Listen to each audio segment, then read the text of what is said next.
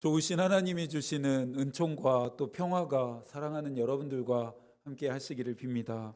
오늘은 성령 강림 후 21번째 주일이면서 11월의 첫 번째 주일입니다. 시작한 일을 끝까지 잘 마무리해서 좋은 결과를 얻는다는 유종짐이라는 사자성어가 있습니다. 이 말에서 우리가 잘 아는 유종의 미가 유래되었습니다. 아사는 하나님이 보시기에 정직하게 행했고 일평생 온전하였습니다. 유다 땅 안에 있는 우상들을 없앴고 또 종교적인 개혁도 단행했습니다. 하나님은 그런 아사에게 41년의 통치권을 허락하십니다. 서리가 내리는 상강 다음에 찾아오는 절기가 겨울의 시작을 알리는 입동인데요. 겨울이 왔다고 해서 농사가 다 끝난 것은 아니라고 합니다. 입동 전에 밀과 보리와 마늘과 양파 등 겨울 작물들의 파종을 끝내야 하기 때문입니다. 그러면서 이맘때 우리 민족의 가장 큰 겨울 준비인 김장도 해야 합니다. 겨울 준비에 바쁜 것은 사람만이 아닙니다. 피조 세계에 생명 있는 모든 것들이 저마다의 겨울나기를 위한 준비에 바빠집니다. 나무들은 겨우내 체력 소모를 줄이기 위해서 모든 잎들을 떨어뜨립니다. 저희 집 창문 너머로 보이는 작은 언덕에 여름 내 울창했던 나무들의 잎이 어느새 다 떨어져서 앙상한 가지만 남은 것을 보았습니다. 초록초록했던 풀들도 이제 노란색으로 옷을 갈아입고 겨울을 나야 하는 생명들은 동면에 들어갑니다. 저마다 각자의 자리에서 유종의 미를 거두려 하고 있습니다. 유종지미는 세상적인 일에만 해당하는 말은 아닙니다. 당연히 영적인 일에도 적용되어야 하겠죠. 아사는 유종의 미를 거두지 못했습니다. 정직함, 온전함, 종교개혁 등 시작한 일을 끝까지 마무리하지 못했습니다. 열왕기상 15장 23절입니다. 아사의 남은 사적과 모든 권세와 그가 행한 모든 일과 성읍을 건축한 일이 유다 왕 역대 지리학에 기록되지 아니하였느냐. 그러나 그는 늙음하게 발에 병이 들었더라. 이 한 구절이 41년 유다를 통치했던 아사의 평가입니다. 사람들은 그의 행적, 권세, 건축한 모든 일들보다 늙음하게 그가 발에 병이 났음을 더 기억하게 됩니다. 나이가 들수록 여기저기 아픈 곳이 많아지고 심해집니다. 당연한 일이죠. 그런데 아사의 발에 병이 났음을 그렇게만 생각할 수 없는 이유는 정직과 온전함을 잃어버린 아사에 대한 하나님의 징계일 수도 있기 때문입니다. 왜 그렇습니까? 지금 우리가 읽고 있는 책이 열왕기서이고 이 열왕기서는 왕들이 하나님을 의지함과 그렇지 않았을 때에 어떠한 결과를 마주하게 되었는지를 우리에게 말해주는 책이기 때문입니다. 올 한 해를 시작하시면서 하나님 앞에서 많은 것들을 결단하셨을 것입니다. 얼마나 지키셨습니까? 나를 위해 이루고 해낸 일 말고 하나님을 위해 한 일은 얼마나 하시나요? 가끔 달란트 비유를 언급하는데요. 올 한 해를 한 달란트 받은 종처럼 끝내지 않기를 바랍니다. 하나님 앞에서 결단한 것을 끝까지 잘 마무리해서 영적인 유종의 미도 거두시게 되기를 축복합니다. 오늘 만나볼 왕은 여호사밧입니다. 유다의 왕조가 유지되는 이유가 무엇이라 했습니까? 그것은 하나님의 마음에 맞았던 다윗에게 영원한 등불을 주셔서 그의 자손들로 하여금 왕위를 계속해서 이어가게 하시겠다는 하나님의 약속 때문이었죠. 천명 사상은 500년 조선 왕조의 근간이었습니다. 말 그대로 왕은 하늘이 내린다는 것인데요. 역대 조선의 왕들은 정통성을 확립하거나 왕권을 강화하려는 목적으로 이 천명 사상을 사용했습니다. 이방원은 왕은 대의에 의해서 얼마든지 인간의 힘으로 바꿀 수 있다 주장했던 반면에 정도전은 왕은 하늘이 정하는 것이고 유능한 신하들이 왕의 권력을 견제할 때 왕조가 든든히 세워질 수 있다 말했습니다. 결국 조선의 역사는 힘 있는 자에 의해서 뛰었다는 것을 우리는 알고 있죠. 열왕기서도 천명 사상을 강조합니다. 유다의 왕을 세우시는 분이 하나님이시다 말하기 때문입니다. 이 천명 사상은 약속의 땅에 들어가기 전에 모세가 이스라엘 백성들에게 언급했던 내용이기도 합니다. 신명기 17장 14절과 15절입니다. 내가 내 하나님 여호와께서 내게 주시는 땅에 이르러 그 땅을 차지하고 거주할 때에 만일 우리도 우리 주위의 모든 민족들 같이 우리 위에 왕을 세워야겠다는 생각이 나거든 반드시 내 하나님 여호와께서 택하신 자를 내 위에 왕으로 세울 것이며. 어떤 자를 왕으로 세우라 했습니까? 너의 하나님 여호와께서 택하신 자입니다. 지난주 제주에서 지방의 목회자들과 시간을 보냈습니다. 목회자들을 보면서 하나님이 이들을 담임자로 세우신 목적은 무엇일까 생각했습니다. 나는 하나님이 세우신 목적대로 목회를 잘 해가고 있는 걸까 질문했습니다. 무언가 또 늘 치열하고 열심히 하는 것 같은데 제자리 걸음만 하고 있다는 생각이 들 때가 참 많습니다. 이스라엘의 왕은 하나님을 대신해서 백성을 통치하는 역할을 합니다. 스스로가 권한과 권력을 가진다기보다는 하나님의 목적에 따라 부여받은 의무와 책임을 다한다는 점에서 다른 이방 나라들의 왕들과 차이점이 있습니다. 왕위만 하나님으로부터 주어지는 것은 아닙니다. 우리의 인생 하나하나가 하나님으로부터 비롯되었습니다.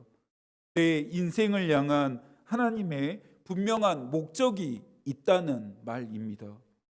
진흙탕과 같은 내 인생을 바라보면서 낙심하고 절망하기보다는 함께 하시는 하나님을 바라보시면서 힘과 용기를 얻으시고 살아갈 이유와 의미를 발견해 보십시오.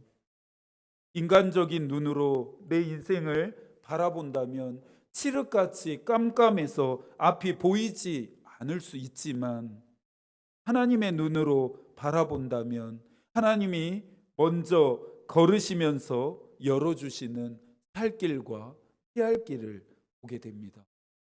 바울은 고린도 교회에 말했습니다. 고린도후서 4장 8절부터 10절입니다.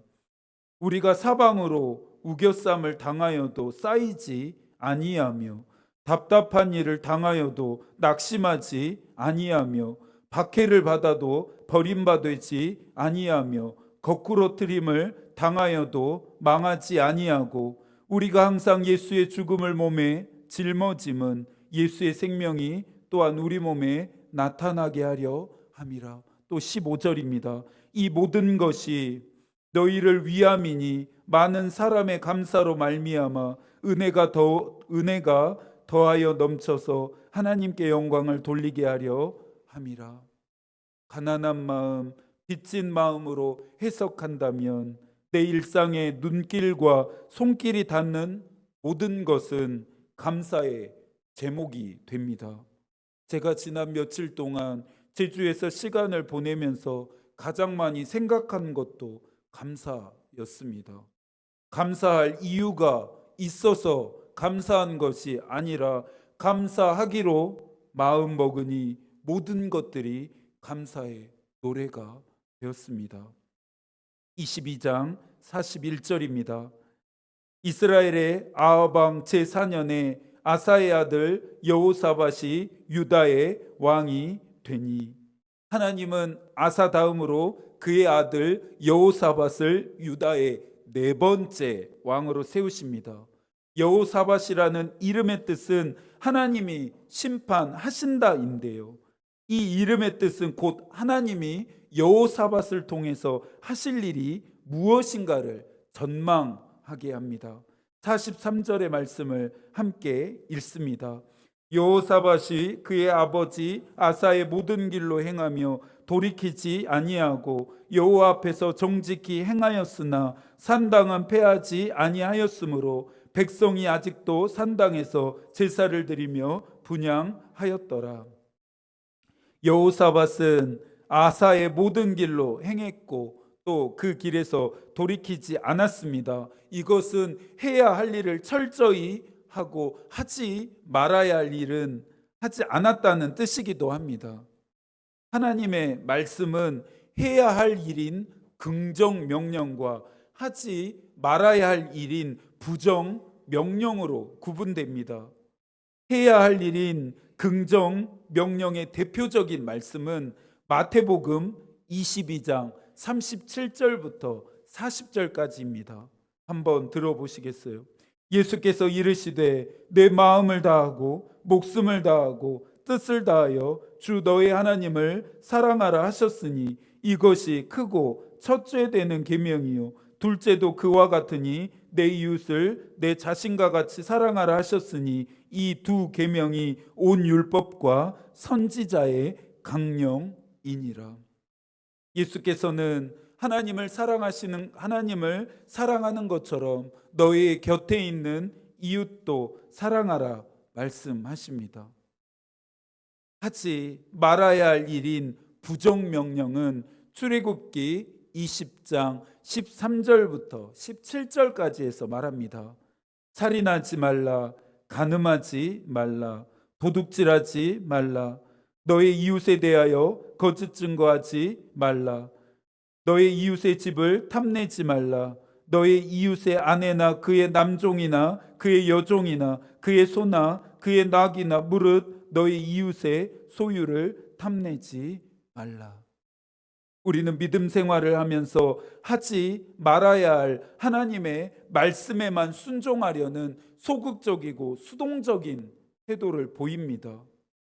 이것과 함께 하라 말씀하신 명령들도 적극적이고 능동적으로 순종해야 합니다. 하나님의 말씀인 성서는 하지 말라는 부정 명령보다는 하라는 긍정 명령이 훨씬 더 많이 기록되어 있습니다. 여호사밧은 통치 기간 초반 아사의 모습처럼 하나님 앞에서 정직하게 행했습니다. 아사가 이루어내지 못한 일도 해냈는데요. 이스라엘과 평화를 유지한 일입니다. 지금까지 왕들의 행적을 평가할 때 나왔던 이스라엘과의 전쟁에 대한 지적이 여호사밧의 시대에는 보이질 않습니다. 그러나 여호사밧도 산당은 제거하지 못했습니다. 산당을 제거하지 못한 이유는 많은 시간을 할애해서 설명해야 할 만큼 복잡하게 얽혀 있는 현실적 상황들이 있습니다. 교회 안에서 어떠한 일이 발생했을 때 목사로서 판단과 결정을 내리는 일은 늘 쉽지가 않습니다. 교우들이 보지 못하는 상황과 관계 등까지 고려해야 하기 때문입니다. 그래서 저는 똑똑한 목사이기보다는 지혜로운 목사가 되기를 위해서 기도하고 있습니다. 여호사밧이 하나님 앞에서 어떤 왕이었는지를 확인하기 위해서는 역대하 17장으로 가서 확인해야겠습니다. 역대하 17장 3절과 4절의 말씀을 한 번 더 읽겠습니다. 여호와께서 여호사밧과 함께 하셨으니 이는 그가 그의 조상 다윗의 처음 길로 행하여 바알들에게 구하지 아니하고 오직 그의 아버지 하나님께 구하며 그의 계명을 행하고 이스라엘의 행위를 따르지 아니하였음이라. 여호사밧은 하나님 외에 다른 신을 섬기지 않고 하나님만을 의지하고 하나님의 말씀대로 행했습니다. 지난 시간에 이것이 정직함이고 온전함이다 말씀드렸습니다. 여호사밧은 또 모든 일을 행하기 전에 하나님의 뜻도 구했습니다. 하나님이 바라시는 왕의 모습입니다. 그런데 여호사밧의 평가 중에서 이스라엘의 행위를 따르지 아니하였다라고 하는 부분이 흥미롭습니다. 이 부분을 해석하기 위해서는 잠시 이스라엘 땅으로 건너가야 합니다. 하나님의 백성인 이스라엘에게 가장 중요한 일은 하나님을 예배하는 일입니다. 지금이야 많은 교단들이 있어서 언제나 어디서나 마음껏 하나님을 예배할 수 있습니다. 그런데 우리가 만나는 왕들의 시대는 그렇지 않았습니다. 정해진 시간에 정해진 방식으로 정해진 장소에서만 예배를 드려야 했습니다. 정해진 장소라 함은 예루살렘 성전입니다. 하나였던 이스라엘이 남유다와 북이스라엘로 분열되면서 북이스라엘 사람들은 예배하기 위해 남유다의 예루살렘으로 이전에 그렇게 했던 것처럼 예배하러 갑니다. 정치적으로 분열된 것이지 종교적으로 분열된 것은 아니었기 때문이죠. 그런데 이것을 지켜보던 북이스라엘의 초대왕인 여로보암은 몹시 언짢고 불편했습니다. 백성들의 마음이 자기에게서 떠날 수 있음을 두려워했습니다. 예배하러 가는 이들을 막아설 계획이 필요했습니다. 여로보암은 이스라엘의 베델과 단 지역에 제단을 만들었고 금송아지 형상까지 세웠습니다. 떠오르는 사건이 있으시죠? 여로보암은 먼 예루살렘까지 고생하면서 가서 예배할 것이 아니라 가까운 이스라엘과 단에 가서 편하게 하나님을 예배하라 말합니다. 베델이 어떤 곳입니까? 야곱이 하나님을 만났던 곳으로 하나님의 지위라 명명한 장소입니다. 이스라엘 백성들에게 이 베델은 역사적으로나 신앙적으로나 아주 중요한 장소입니다. 그런 베델을 여로보암은 자신의 정치적인 입지를 강화하기 위해서 우상을 숭배하는 장소로 변질시켜 버렸습니다. 여로보암이 저지른 가장 큰 죄악이었고 이 일로 인해 이스라엘 백성들은 점차 하나님으로부터 멀어져 갔습니다. 이스라엘의 행위를 따르지 아니하였다는 여호사밧의 평가는 이스라엘처럼 행해서 하나님으로부터 멀어진 것이 아니라 오히려 하나님의 말씀대로 행하면서 더 가까이 하나님께 나아갔음을 의미합니다. 잠언 기자는 철을 날카롭게 하듯이 친구가 친구의 얼굴을 빛나게 한다 말합니다. 이스라엘과 유다는 왕이 행했던 죄악을 그대로 답습합니다. 왕들의 죄악을 결코 가볍게 대할 수 없는 이유입니다. 믿음 생활은 혼자 하는 것이 아니라 함께 하는 것입니다. 그런 만큼 누군가의 영향을 알게 모르게 받을 수밖에 없는데요. 믿음의 본이 되는 일이라면 상관없겠지만 그렇지 않은 일들도 배우게 되고 영향도 받습니다. 여로보암처럼 악한 영향력을 행사하는 사람이기보다는 선한 영향력을 흘려보내는 사람이 되십시오. 악함이 아닌 선함의 기준이 되시고 나를 드러내며 돋보이려고 하기보다는 나를 통해 예수 그리스도가 어떤 분인지를 보게 하는 사람이 되십시오. 믿음 생활을 잘 한다는 것은 어떤 것일까요? 나도 저 사람처럼 믿음 생활을 하고 싶다라는 말을 듣는 삶이 아닐까 생각합니다. 이와 같은 평가, 이와 같은 말을 들을 수 있는 저와 여러분이 되기를 소망합니다.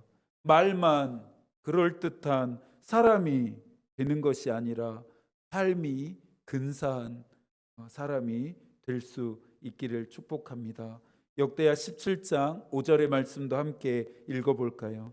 그러므로 여호와께서 나라를 그의 손에서 견고하게 하심에 유다 무리가 여호사밧에게 예물을 드렸으므로 그가 부귀와 영광을 크게 떨쳤더라. 그러므로 지금부터 여호사밧이 받게 되는 모든 복은 그가 정직하고 온전하게 행한 결과입니다. 하나님은 여호사밧이 통치하는 유다를 굳건하게 하십니다. 하나님이 높이시는 여호사밧에게 백성들은 선물도 바칩니다. 제가 좋아하는 말씀인데요. 다니엘서 12장 3절입니다. 지혜 있는 자는 궁창의 빛과 같이 빛날 것이요 많은 사람을 옳은 대로 돌아오게 하는 자는 별과 같이 영원토록 빛나리라. 저와 여러분의 삶을 통해 많은 사람들이 옳은 데인 예수 그리스도께로 돌아오게 되기를 소망합니다. 정직하고 온전하게 행했던 여호사밧으로 말미암아 백성들이 하나님께로 나아오게 됩니다. 백성들이 하나님께로 돌아오게 됩니다. 그런 여호사밧이 통치하는 유다를 하나님은 굳건하게 하셨고 그런 여호사밧에게 부귀와 영광까지 돌리셨습니다. 마지막으로 여호사밧은 아사가 하지 않았던 특별한 정책을 시행했는데요. 7절의 말씀입니다. 그가 왕위에 있은 지 3년에 그의 방백들 베나엘과 오바댜와 스가랴와 느다넬과 미가야를 보내어 또 유다 여러 성읍에 가서 가르치게 하고 9절의 말씀도 함께 읽습니다. 그들이 여호와의 율법책을 가지고 유다에서 가르치되 그 모든 유다 성읍들로 두루다니며 백성들을 가르쳤더라. 잔당들과 우상들을 없애는 자신의 혼자만의 노력으로 유다의 영적인 개혁이 완성될 수 없음을 여호사밧은 알았습니다. 그래서 지도자들과 레위인과 제사장들을 유다의 각 성읍들로 보내서 백성들을 하나하나 가르치게 했습니다. 하나님의 백성으로서 올바른 삶의 방식과 방향이 무엇인지를 가르칩니다. 남유다는 여호사밧으로 인해 하나님이 누구신지를 분명하게 배웠고 유다를 통치하는 것은 왕이 아니라 하나님을 깨닫습니다. 복된 주일을 구별해 예배당에 나와 하나님께 예배드리는 일은 왜 중요합니까? 이 시간을 통해 우리는 그리스도인으로서 마땅히 살아야 할 올바른 삶의 방식과 방향을 배우게 되기 때문입니다. 이 시간을 통해 하나님이 누구신지를 분명하게 깨닫게 되고 내 인생을 주관하시고 주도하시는 분이 내가 아니라 하나님이심을 분명하게 깨닫게 되기 때문입니다. 믿음으로 하나 된 유다의 국력은 날이 갈수록 튼튼해졌고 이방 나라들은 침략조차 꿈꾸지 못합니다. 10절입니다. 여호와께서 유다 사방의 모든 나라에 두려움을 주사 여호사밧과 싸우지 못하게 하시매 12절 여호사밧이 점점 강대하여. 우리는 눈으로 보거나 손에 쥘 수 있는 것만을 복이라 생각합니다. 당장에 안 되던 일이 잘 되고 문제와 어려움이 안개가 거치듯이 사라지는 것을 형통이라 믿습니다. 물론 이런 것들이 복이고 형통입니다. 그런데 오늘 여호사밧의 행적을 살펴보면서 주목하고 싶은 표현이 있습니다. 다시 한번 3절입니다. 여호와께서 여호사밧과 함께 하셨으니. 여호사밧이 받은 진짜 복과 형통은 하나님의 함께 하심입니다. 유다와 이방 나라들은 여호사밧과 함께 하시는 하나님을 보게 되었습니다. 여호사밧의 통치력의 비결도 하나님의 함께 하심입니다. 하나님이 여러분과 함께하고 있습니까? 또 여러분은 그런 하나님과 함께하고 있으신가요? 하나님이 함께 하시는 사람은 정직하게 행합니다. 하나님과 함께하는 사람은 온전하게 행합니다. 모든 상황 앞에서 하나님의 뜻을 먼저 구하고 하나님의 말씀대로 행하면서 세상과 사람들의 행위를 따르지 않는 하나님의 백성으로서의 삶을 사시는 여러분이 되기를 소망합니다. 새롭게 허락하신 이 한 달도 하나님과 함께 하시기를 기도하겠습니다. 하나님의 마음이 우리의 기도가 되고 또 하나님의 뜻이 우리의 길이 되기를 빕니다. 아멘.